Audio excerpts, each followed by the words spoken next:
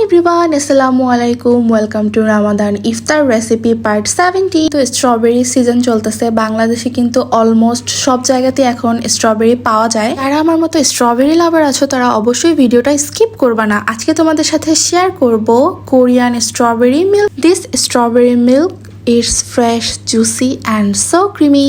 ফার্স্টে এখানে লাগবে sugar, milk, of course ice cream, vanilla ice cream and then 3 ধরনের করে কাটা স্ট্রবেরি।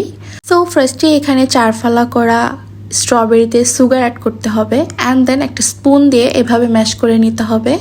তো এটা হচ্ছে আধা আধা করে ম্যাশ করতে হবে, একেবারে পুরো ম্যাশ করা যাবে না, তাহলে কিন্তু এটা মিল্কশেক টাইপের হয়ে যাবে, স্ট্রবেরি মিল্কশেক টাইপের।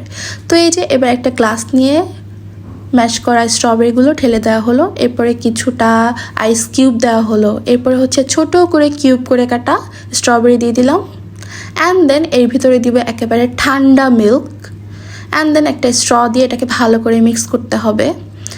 আর এটা আমি ব্লেন্ডারে করি নাই, যার কারণে হচ্ছে এটা একটা দাঁতে দাঁতে পড়বে, অনেক মজা লাগবে। অ্যান্ড দেন এখানে দেওয়া হলো পোলার ভ্যানিলা আইসক্রিম, যেটা হচ্ছে আমার খুবই পছন্দ। এই আইসক্রিমটা অনেক ক্রিমি হয়। অ্যান্ড লাস্টে হচ্ছে গার্নিশের জন্য এরকম স্ট্রবেরি দিয়ে দিতে হবে। তো এই যে তৈরি হয়ে গেল আমার Korean strawberry milk. I think এটা না রেস্টুরেন্টের থেকে বেটার হয়েছে। তো তোমরা অবশ্যই এই রেসিপিটা বাসায় ট্রাই করবা। So thank you for watching. ভালো লাগলে লাইকস, কমেন্টস অ্যান্ড শেয়ার করবা। টাটা, আল্লাহ হাফেজ।